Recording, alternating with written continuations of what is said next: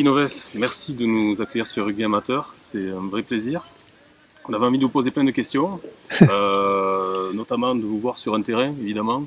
La première question qui nous vient à l'esprit, c'est une impression de retour aux sources pour vous, non? Oui, enfin, retour aux sources, disons que c'est retour aux sources dans la mesure où j'ai toujours fait de l'activité physique depuis tout jeune. Donc, évidemment, me retrouver sur un terrain, j'ai l'impression de retrouver mes repères, hein, mon oxygène, hein, et puis surtout avec les enfants, puisque mon premier rôle a été prof d'éducation physique. Et pendant 21 ans, je me suis occupé d'enfants tout en jouant, tout en étant entraîneur, d'enfants de 6e, 5e, 4e et 3e, notamment à Pibrac. Et c'est vrai que retrouver ces gamins, retrouver leur visage, leurs yeux, leurs expressions qui sont vraiment évidentes, notamment à ce niveau-là, eh bien, ça me fait du bien, ouais. La transmission, elle me semble évidente, là, les jeunes ont l'air très à l'écoute. Et cette transmission, on sait qu'elle a été visible au plus haut niveau, avec des anciens joueurs que vous avez vus, qui sont devenus entraîneurs, dirigeants, ça vous rend fier ça aussi? Ben, ça me rend fier. Vous savez, bon, je crois qu'il faut relativiser les choses, mais il est certain que plus il y a d'anciens joueurs qui deviennent eux-mêmes éducateurs, entraîneurs, managers, eh bien, ça veut dire que ce sont des jeunes gens qui, lorsque ils sont passés au Stade de Toulousain notamment, eh bien, ont pris du plaisir et ils ont envie peut-être de continuer à faire prendre du plaisir à ces jeunes générations. Donc oui, ça me rend heureux.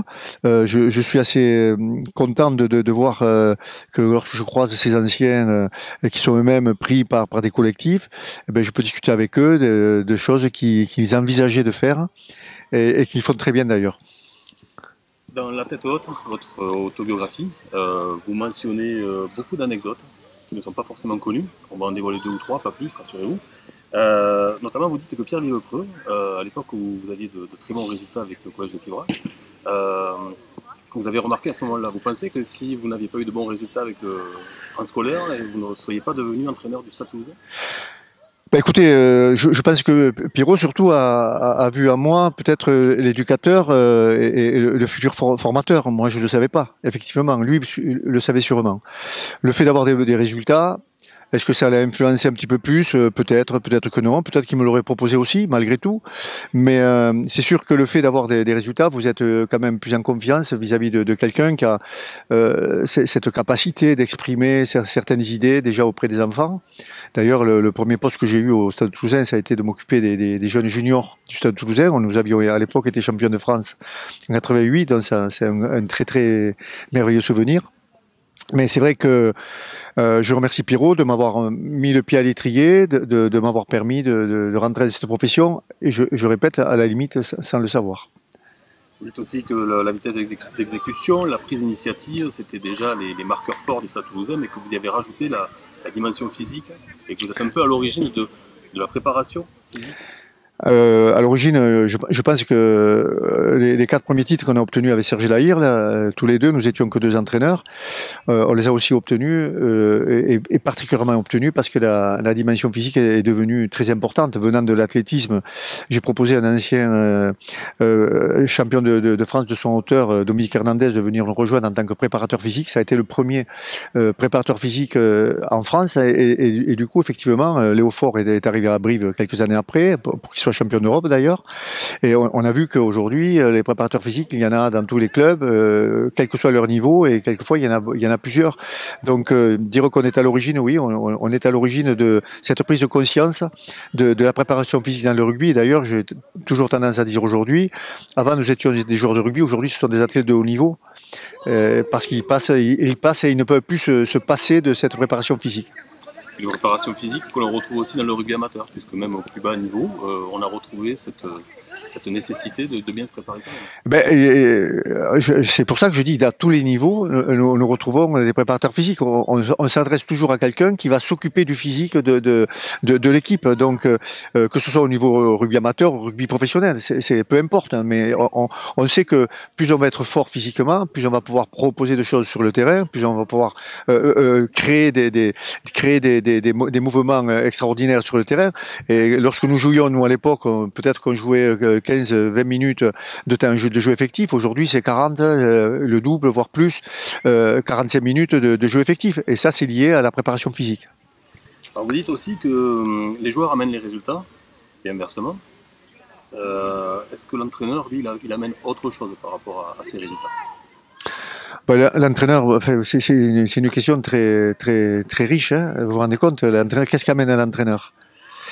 L'entraîneur, il est là pour mettre les joueurs dans les meilleures conditions, pour atteindre une cible que l'on a pu se fixer en début de saison, tout en ne mettant pas de pression suivant le groupe, tout en mettant de la pression par endroits, un peu moins dans d'autres.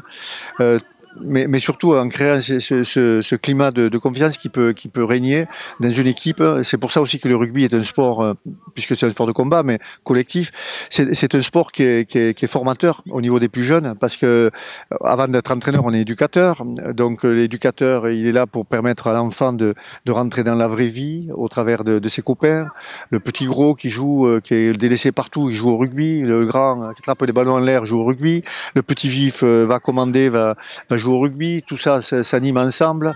Donc l'éducateur ou l'entraîneur, il est là pour permettre à tous ces gamins qui sont des jeunes hommes plus tard, eh bien de s'exprimer avec leurs qualités, avec leurs défauts, tout en essayant de tirer la quintessence de chacun d'entre eux pour faire que l'équipe soit la meilleure possible. Alors, quand on termine une carrière, généralement, on se souvient des discours des coachs. Et on apprend dans votre livre justement que vous ne les prépariez pas, que tout s'était improvisé. Vous en avez préparé un seul, mais c'était un vrai fiasco. C'est vrai. L'improvisation, ça va jusqu'où là? Ça veut dire qu'un quart d'heure avant le début d'un match, vous ne saviez pas ce que vous alliez dire? Mais disons que quand vous allez sur un match, vous l'avez préparé depuis une semaine. Et depuis une semaine, vous êtes dedans. Donc si vous n'êtes pas dedans, c'est difficile de parler aux joueurs. Les joueurs, il faut leur parler vrai, il faut leur parler, il faut leur dire ce qu'on ressent.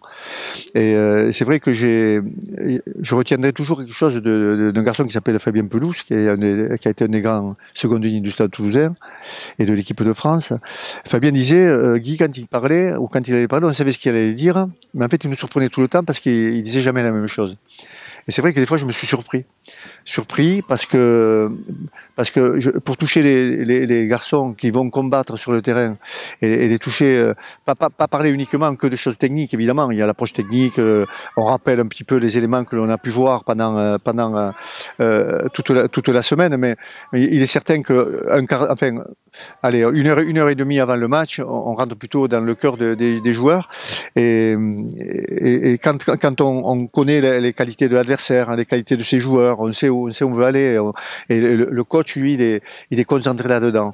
Et c'est ce message-là qu'il faut faire passer aux joueurs à ce moment-là. Je prends toujours l'exemple sur le livre où vous évoquez qu'il y a des relations tendues parfois, mais que le temps a fait son œuvre. Ouais. Est-ce que le temps fera son œuvre pour toutes les relations qui ont été tendues? Non, vous comprenez bien que non, mais c'est vrai que là je me contredis, mais non, il y a des choses que je peux pas oublier facilement.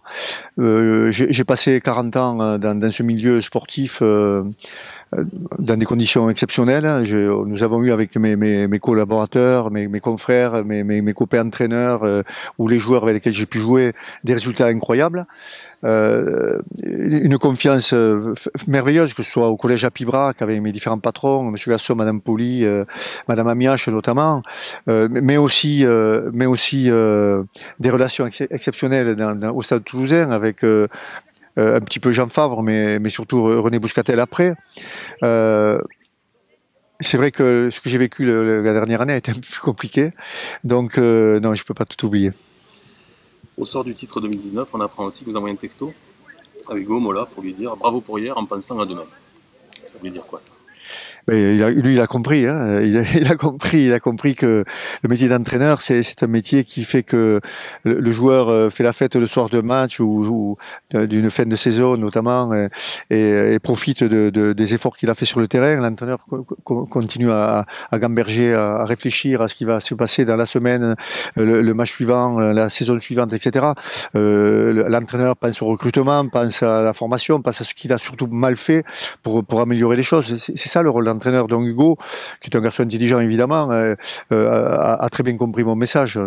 C'était pas bravo, uniquement bravo et repose-toi sur tes lauriers. Non, on n'obtient pas les résultats qui sont aujourd'hui au Stade Toulousain en s'endormant. Donc je crois que lui a su créer autour de lui une belle équipe, hein, une belle équipe d'entraîneurs, quels qu'ils soient. Tous ont été des joueurs que j'ai pu avoir dans le passé.